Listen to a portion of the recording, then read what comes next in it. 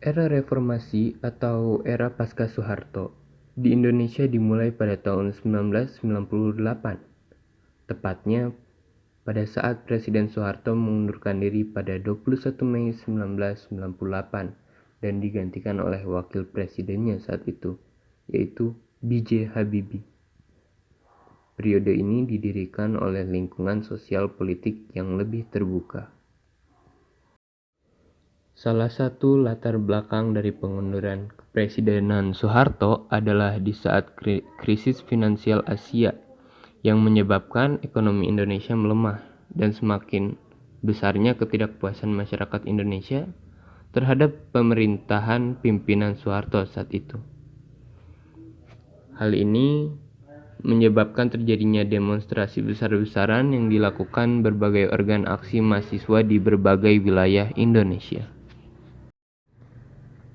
Pemerintahan Soeharto semakin disorot setelah tragedi Trisakti pada 12 Mei 1998 yang menyebabkan 4 mahasiswa tertembak mati dan kemudian memicu kerusuhan pada Mei 1998 sehari setelahnya. Gerakan mahasiswa pun meluas hampir di seluruh Indonesia di bawah tekanan yang besar dari dalam maupun luar negeri. Soeharto akhirnya memilih untuk mengundurkan diri dari jabatannya pada 21 Mei 1998. Setelah pengunduran diri Soeharto, Wakil Presiden B.J. Habibie sebagai presiden dan melakukan berbagai reformasi politik. Pada Februari 1999, pemerintah Habibie mengesahkan Undang-Undang Partai Politik yang mencabut pembatasan jumlah partai politik atau parpol. Sebelumnya, pada masa Soeharto, hanya 3 parpol yang diperbolehkan.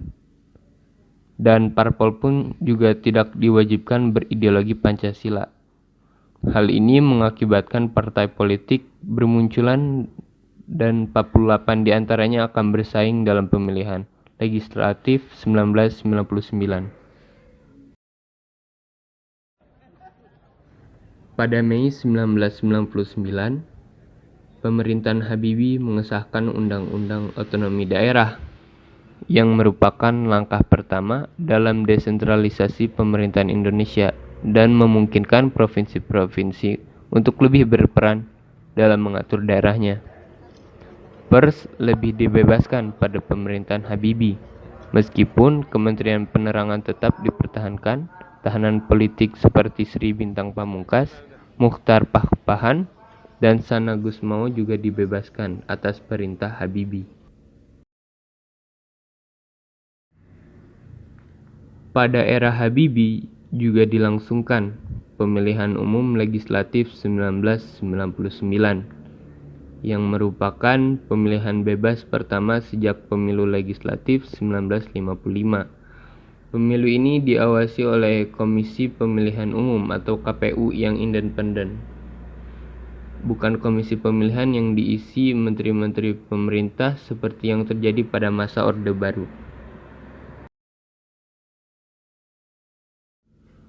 Habibie juga menyerukan referendum untuk menentukan masa depan Timor Timur. Tindakan ini mengejutkan banyak orang dan membuat marah beberapa orang. Pada tanggal 30 Agustus, penduduk Timur Timor memilih untuk merdeka. Lepasnya provinsi ini merugikan popularitas dan aliansi politik Habibie. Menurut pihak oposisi, salah satu kesalahan terbesar yang ia lakukan saat menjabat sebagai presiden ialah memperbolehkan diadakannya referendum Provinsi Timor Timur atau sekarang disebut dengan Timor Leste. Ia mengajukan hal yang cukup menggemparkan publik saat itu, yaitu mengadakan jajak pendapat bagi warga Timor Timur untuk memilih merdeka atau masih tetap menjadi bagian dari Indonesia. Pada masa kepresidenannya, Timor Timur lepas dari Negara Kesatuan Republik Indonesia dan menjadi negara terpisah yang berdaulat pada tanggal 30 Agustus 1999. mendorong pihak oposisi yang tidak puas dengan latar belakang Habibie semakin giat menjatuhkannya. Upaya ini akhirnya berhasil saat sidang umum 1999.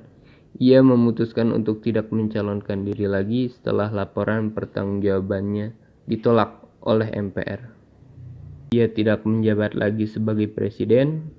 Habibie sempat tinggal dan menetap di Jerman.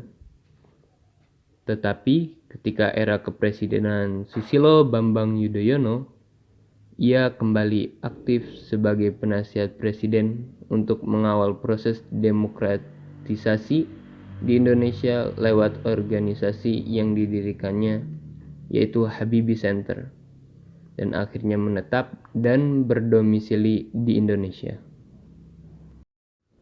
Sekian saja ringkasan singkat tentang era reformasi atau era pasca Soeharto, dan sampai jumpa.